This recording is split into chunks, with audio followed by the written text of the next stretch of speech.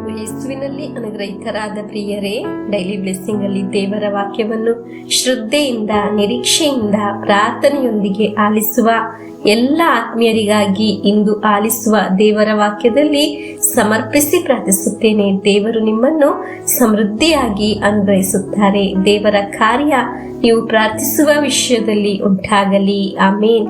ನಾವು ಎಷ್ಟು ಅಶಕ್ತರಾದರೂ ನಾವು ದೇವರಿಗೆ ನಮ್ಮನ್ನು ಒಪ್ಪಿಸಿಕೊಡುವಾಗ ಶಕ್ತರಾಗುತ್ತೇವೆ. ಹಾಲೆಲುಯ್ಯ. ಆಮೇನ್. ಪ್ರಭುವೇ, ನಿಮ್ಮ ವಾಕ್ಯ ಆಲಿಸುವ ಒಬ್ಬೊಬ್ಬರನ್ನು ಅನುಗ್ರಹಿಸಿರಿ. ನಿರೀಕ್ಷೆಯಿಂದ ಆಗಿದೆ ದೇವರ ವಾಕ್ಯವನ್ನು ಆಲಿಸುವುದು. ನೆನ್ನೆಗಿಂತ ಇಂದು ಒಂದು ಹೆಜ್ಜೆ ಉನ್ನತಕ್ಕೆ ಏರಲು ಅನುಗ್ರಹಿಸಲ್ಪಡಲಿ ಎಂದು ನಾವು ಪ್ರಾರ್ಥಿಸೋಣ.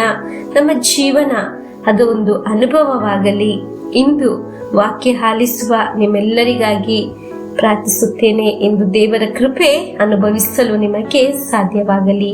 ಇಂದು ಆಲಿಸುವ ದೇವರ ವಾಕ್ಯ ಯೋಹಾನನ ಶುಭ ಸಂದೇಶ 15ನೇ ಅಧ್ಯಾಯ 6 ಮತ್ತು 7ನೇ ವಾಕ್ಯವನ್ನು ನಮಗೆ ಆಲಿಸೋಣ. ನನ್ನಲ್ಲಿ ನೆಲೆಸದವನನ್ನು ಕವಲು ಬಳ್ಳಿಯಂತೆ ಕತ್ತರಿಸಿ ಎಸೆಯಲಾಗುವುದು. ಅವನು ಒಣಗಿ ಹೋಗುವನು.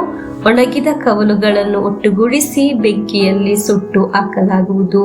ನೀವು ನನ್ನಲ್ಲಿಯೂ ನನ್ನ ವಾಕ್ಯವು ನಿಮ್ಮಲ್ಲಿಯೂ ನೆಲೆಗೊಂಡಿದ್ದರೆ ನೀವು ಏನು ಬೇಕಾದರೂ ಕೇಳಬಹುದು, ನಿಮಗದು ಸಿಗುವುದು.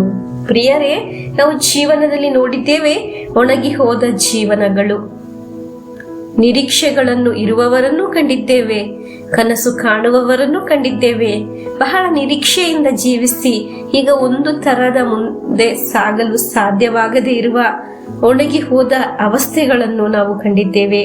ಒಣಗಿ ಹೋದ ಜೀವನದ ಅವಸ್ಥೆ, ಒಣಗಿ ಹೋದ ಸಂಪತ್ತಿನ ಕಾರ್ಯ. ಪ್ರಿಯರೇ, ಒಂದು ಮನುಷ್ಯ ಒಣಗಿ ಹೋಗದೆ ಇರಬೇಕಾದರೆ ದೇವರಲ್ಲಿ, ದೇವರ ವಾಕ್ಯದಲ್ಲಿ ತನ್ನನ್ನೇ ಒಪ್ಪಿಸಿ ಬದುಕಬೇಕು. ದೇವರಲ್ಲಿ, ದೇವರ ವಾಕ್ಯದಲ್ಲಿ ಜೀವಿಸಬೇಕು.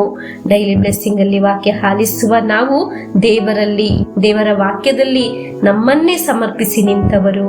ವಾಕ್ಯ ಆಲಿಸುವ ನೀವು, ನಿಮ್ಮ ಕುಟುಂಬವು ಎಂದಿಗೂ ಒಣಗಿ ಹೋಗುವುದಿಲ್ಲ. ಹಾಲೆಲುಯ್ಯ. ಆಮೇನ್.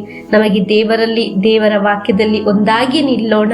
ನಮಗೆ ಪ್ರಾರ್ಥನೆಯಿಂದ ಇಂದು ಆಲಿಸಿದ ದೇವರ ವಾಕ್ಯವನ್ನು ಸ್ವೀಕರಿಸಿ ಪ್ರಭು ಯೇಸುವಿನ ಆಶೀರ್ವಾದವನ್ನು ಸ್ವೀಕರಿಸೋಣ. ಆಮೇನ್. ನಮ್ಮ ಪ್ರಭು ಯೇಸು ಕ್ರಿಸ್ತರ ವರಪ್ರಸಾದವು, ದೇವರ ಪ್ರೀತಿಯು, ಪವಿತ್ರಾತ್ಮರ ಅನ್ಯೋನ್ಯತೆಯು ನಿಮ್ಮೊಡನ ಇರಲಿ.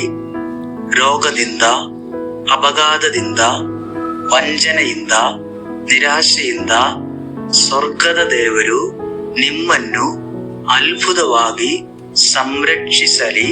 ದೀರ್ಘಾಯುಸ್ಸು, ಆರೋಗ್ಯ, ಸಮಾಧಾನ, ಸಂತೋಷ ಉಂಟಾಗಲಿ. ಪಿತನ, ಸುತನ, ಪವಿತ್ರಾತ್ಮರ ನಾಮದಲ್ಲಿ ಆಮೇನ್.